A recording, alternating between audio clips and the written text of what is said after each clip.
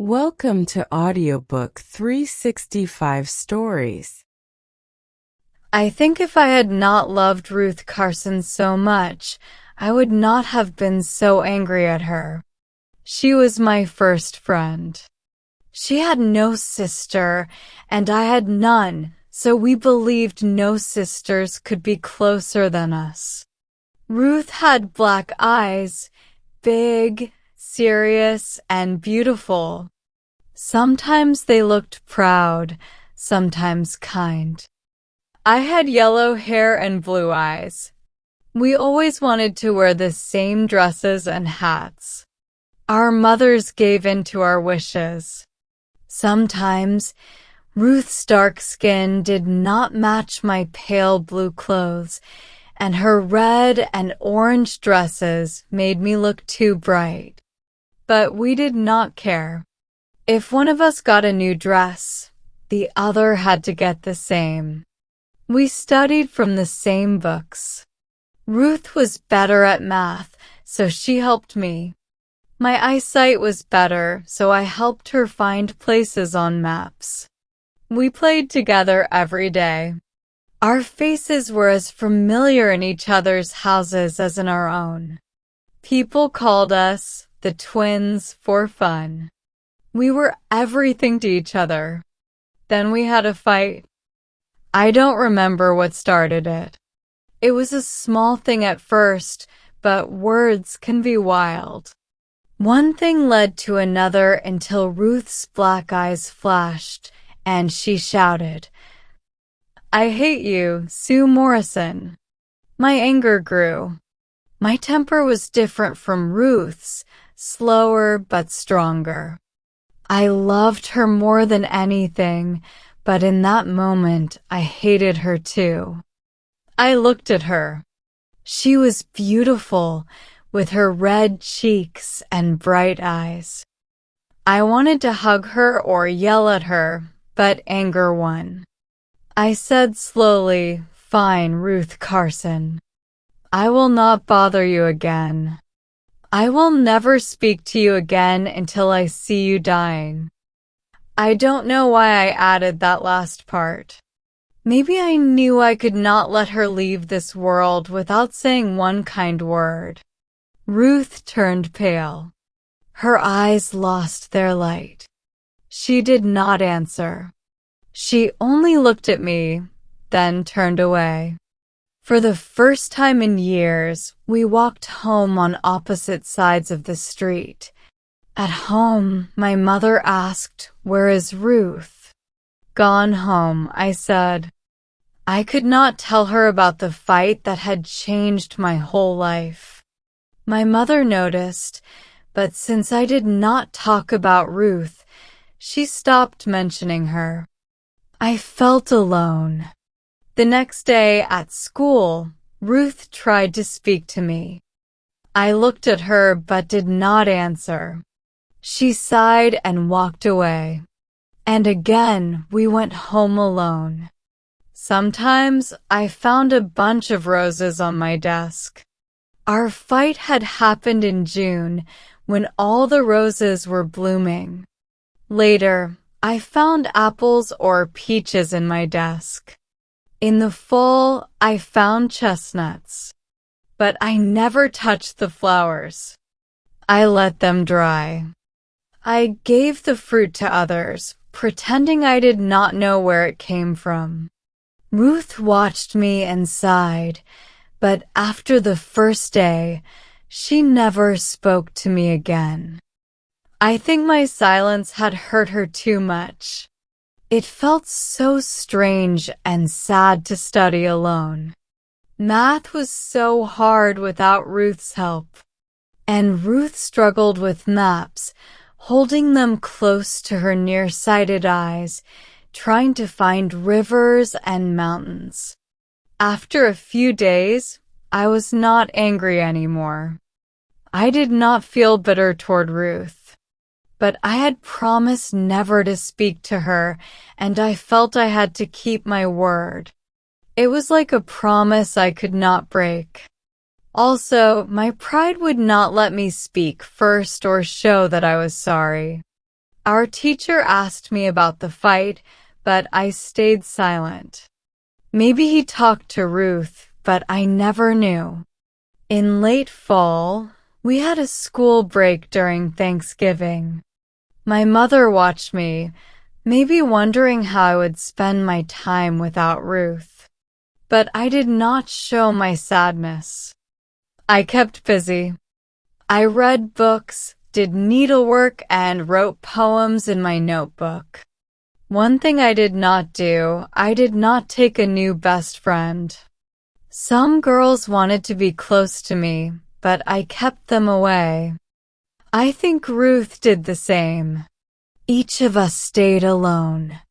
Sometimes, Ruth's dark eyes looked at me with a sad, questioning expression. It almost made me cry. School started again in December. Ruth wore a new red dress. It reminded me of the little red roses in my grandmother's garden. My new dress was blue. For the first time in years, we were dressed differently. We were no longer the twins. Ruth looked serious. She did not laugh anymore. When it rained or snowed, we stayed at school during lunch, but we never joined the games. When winter came, we both went skating. The whole school, even the teacher, skated. Ruth and I were among the best. Before, we skated together. Now, like everything else, we stayed apart. The pond was a beautiful place in winter. On cold afternoons, it was full of boys and girls skating. On one side, there was a steep hill with tall green pine trees. On the other side, large snowy fields stretched far away. The ice in the middle was smooth like glass. Children wore colorful hats, some red, some bright and cheerful. Some skaters were fast, making fun moves. Others were just learning and kept falling down. I loved skating. The cold air felt fresh, the fast movement was exciting, and I enjoyed the fun. I also loved watching Ruth. By now, I was not angry anymore. My heart was full of love for my old friend, though I did not want to admit it. Wherever she went, my eyes followed her. She looked so pretty in her red skating dress. Her cheeks were pink from the cold, and her big dark eyes shone like stars. One day, the weather was perfect. The sky was clear, the ice was smooth, and the air felt fresh. I ate my lunch quickly. I wanted to skate as soon as possible. As I was leaving, my father called out, "Be careful on the west side of the pond, Sue. They have been cutting ice there." When I arrived, the teacher also warned us about the danger. I looked around but did not see Ruth at first. Then she appeared, looking like a bright red bird in the winter landscape. As always, Ruth and I skated apart. But slowly, I moved closer to her. I did not know why. I did not plan to talk to her. My pride still kept me away. But something pulled me toward her. Suddenly, Ruth skated away fast. She was going toward the dangerous west side of the pond. I think I shouted, "Come back! Come back!" But she did not stop. Maybe she didn't hear me. Maybe she ignored me.